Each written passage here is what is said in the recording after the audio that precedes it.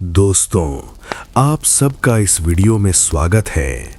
मैं चाहता हूं कि आप इस वीडियो को अपने कानों से सुनें और अपनी आंखों से इमेजिन करें ताकि आप इसका पूरा मज़ा ले सकें।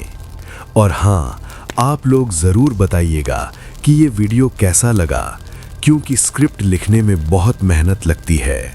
तो बताइए, ये हॉरर वीडियो आपको कैसा लगा दोस्तों? और हाँ, एंजॉय कीजिए। पहला नियम, इसे देखो मत, सुनो। दूसरा नियम, अपने हेडफोन्स लगा लो, क्योंकि डर अक्सर आंखों से नहीं, कानों से दाखिल होता है। क्या आपने कभी ऐसा महसूस किया है, वो बेकाबू गुस्सा जो आपको खुद से ही दूर ले जाता है, जब लगता है कि दिल में सिर्फ लावा है और दिमाग में सिर्फ एक ही धुन है, भागने की। भागना कहाँ से? खुद से, खुद की गलतियों से, उस गुस्से से। लेकिन क्या हो अगर ये गुस्सा आपको ऐसी जगह ले जाए जहां से भागना मुमकिन ना हो, जहां का नक्शा किसी ने नहीं बनाया और जहां की घड़ियां 11 बजे के बाद कभी नहीं चलती। आज की कहानी उसी शापित स्टेशन की है, जहां टिकती नहीं है कोई घड़ी और बस एक ही नियम है, भागते रहो या फिर खो जाओ। उस रात का अंधेरा सामान्य नहीं था। वो एक सघन गाढ़ा अंधेरा था, जैसे किसी ने आसमान पर काली शीश की चादर तान दी हो।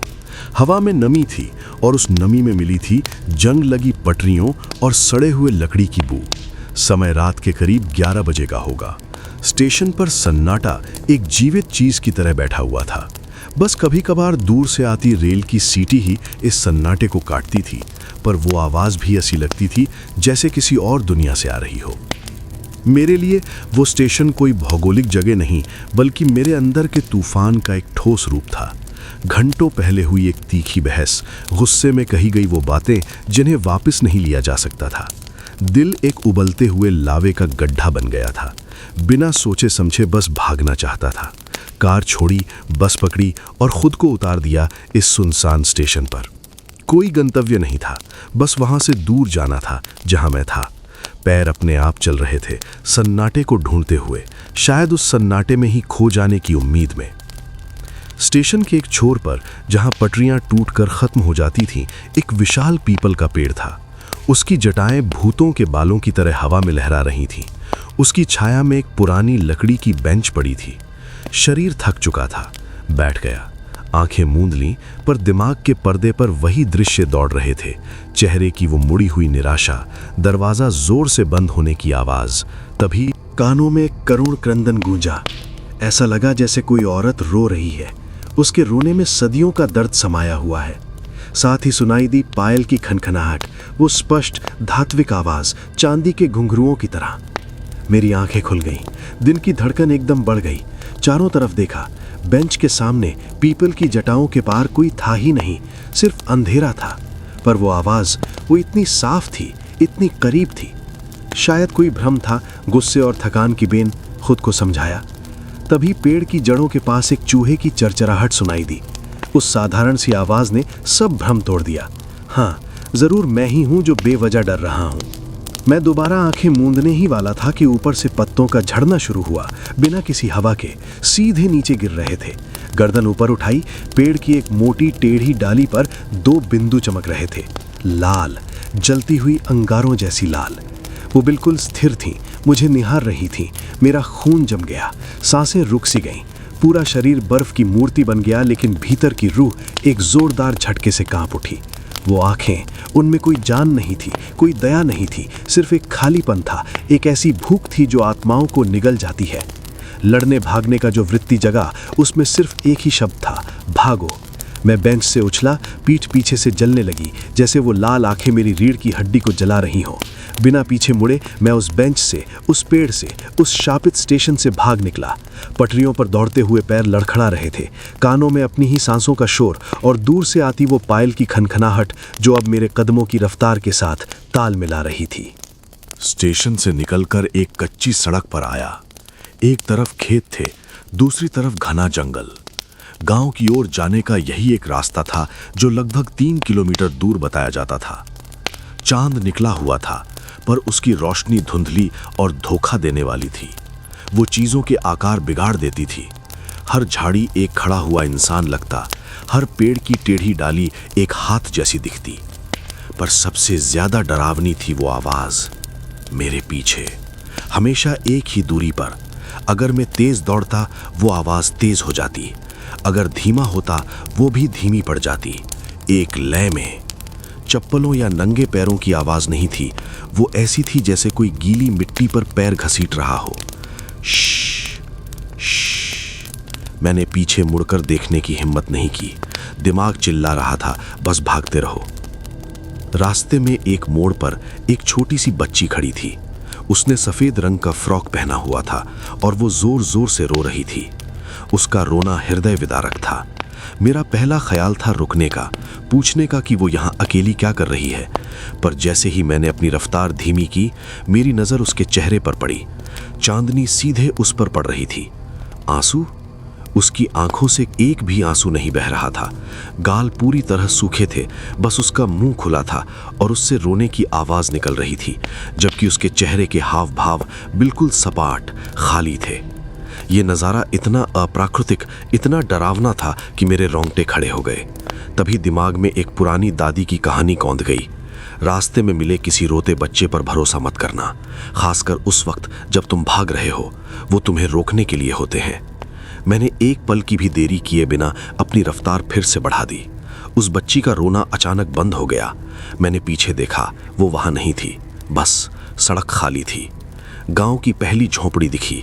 मेरी सांसें फूल रही थीं, गला सूख गया था। वो पीछे की घसीटने वाली आवाज अब भी बनी हुई थी, पर थोड़ी दूर। मैंने सबसे पहले दिखने वाले घर का दरवाजा पीटना शुरू किया। खोलो, कोई है, मदद करो। मेरी आवाज में दहशत थी। अंदर से कोई जवाब नहीं आया, कोई बत्ती नहीं जली। पूरा गांव मृत्यु जैसी नींद में डूबा लग रहा था। पर मुझे पता था वो मेरे पीछे है। वो आवाज करीब आ रही थी। मैंने पड़ोस के घर का दरवाजा पीटा, वहां भी सन्नाटा। हताशा में मैंने लात मारी, दरवाजा नहीं खुला। और तभी मेरे पीछे खड़े होने का एहसास हुआ। सांस लेने की आवाज सुनाई दी, लेकिन वो इंसानी सांसें नहीं थीं। वो ऐसी थीं जैसे कोई बड़ा जानवर अपने शिकार के पास आकर उसकी गंध ले रहा हो। एक हैवानी सी खामोशी ने मुझे घेर लिया। मेरी पीठ के बाल खड़े हो गए। फिर मेरे दाएं कंधे पर एक हाथ पड़ा, नम, ठंडा, बर्फ जैसा ठंडा। उस स्पर्श में एक ऐसी ठंडक थी जो सीधे हड्डी तक उतर गई, जो रक्त को जमा दे। मैं चिल्लाना चाहता था, पर आवाज गले में ही अटक गई। मैं धीरे धीरे मुड़ा, देखने के लिए कि क्या है। अगले ही पल बगल वाले घर का दरवाजा खुला और एक बूढ़े ताकतवर हाथ ने मेरी कलाई पकड़कर मुझे अंदर खींच लिया। दरवाजा बंद हुआ। मैं जमीन पर गिर पड़ा, हाँफ रहा था। सामने एक दिया जल रहा था और उसकी रोशनी में एक बूढ़े व्यक्ति का चेहरा दिखाई दिया। उसकी आंखों में डर था, पर दृढ़ता भी। उसने अपनी उंगली होठों पर रखकर चुप रहने का इशारा किया। बाहर, दरवाजे के बाहर वो घसीटने की आवाज कुछ देर और चली, फिर खामोशी। मैंने अपना कंधा देखा। जहां वो ठंडा हाथ लगा था, वहां एक निशान था। 5 उंगलियों के निशान, काले, जैसे जल गए हों या फिर गहरी ठंड के कारण ऊतक मर गए हों। वो निशान गहरा था और उसमें से एक हल्की सी धुंधली बदबूदार भाप निकल रही थी। कई घंटे बाद जब सुबह की पहली किरण फूटी, बूढ़े व्यक्ति ने बताया। उसका नाम हरिओम था। वो बोला, बेटा, तुमने उस चीज को देख लिया जो इस इलाके में 11 बजे के बाद भटकती है। उसने कहानी सुनाई, दशकों पुरानी। एक तांत्रिक जिसे गांव वालों ने गलत ठहराया और उसकी हत्या कर दी, इसी स्टेशन के पास। अपनी अंतिम सांस में उसने श्राप दिया, जो भी इस जगह पर रात 11 बजे के बाद आएगा और जिसके दिल में गुस्से की आग होगी, वो मेरा है। वो सारे संकेत, रोने की आवाज, पायल की खनखन, रोती हुई बच्ची, ये सब उसके जाल हैं। वो गुस्से को अपना द्वार बनाता है। गुस्सा इंसान को अंधा कर देता है, उसे ऐसी राहों पर ले जाता है जहां वो कमजोर पड़ जाता है और फिर वो उसे पकड़ लेता है। हरिओम ने मेरे कंधे के निशान की ओर देखा। ये निशान, ये उसकी छाप है। तुम भाग निकले इसलिए बच गए, पर जो टिके जाते हैं, जो उसकी बातों में आ जाते हैं या अपने गुस्से में ही खो जाते हैं, वो गायब हो जाते हैं। अगली सुबह बस उनके कपड़े मिलते हैं, पटरियों के पास पीपल के पेड़ के नीचे। मैं उस गांव से निकला, पर वो रात मुझसे कभी नहीं निकली। और ये सिर्फ एक भूतिया किस्सा नहीं है दोस्तों, ये एक गहरी नसीहत है। हम सब के अंदर एक ज्वालामुखी है, गुस्सा। जब हम उसे बेकाबू होने देते हैं तो वो हमें हमारी सही राह से भटका देता है, हमें अंधेरी टूटी पटरियों वाले रास्तों पर ले जाता है जहां हम असहाय हो जाते हैं। वो शापित स्टेशन हमारे अंदर ही है, वो पीपल का पेड़ हमारे दबे हुए दुख हैं, और वो लाल आंखें वो हमारे अपने ही अंधेरे के डर हैं जो हमारी कमजोरी का फायदा उठाने को तैयार बैठे हैं। तो अगली बार जब गुस्सा तुम पर हावी होने लगे, याद रखना इस कहानी को, संभाल जाना, गहरी सांस लेना, क्योंकि अगर तुमने खुद पर काबू नहीं किया तो हो सकता है तुम भी भटक जाओ उसी अंधेरी शापित रात में जहां टिकती नहीं है कोई घड़ी। और बस एक ही नियम है, भागते रहो अपने गुस्से से, नहीं तो खो जाओ अपने ही अंधकार में।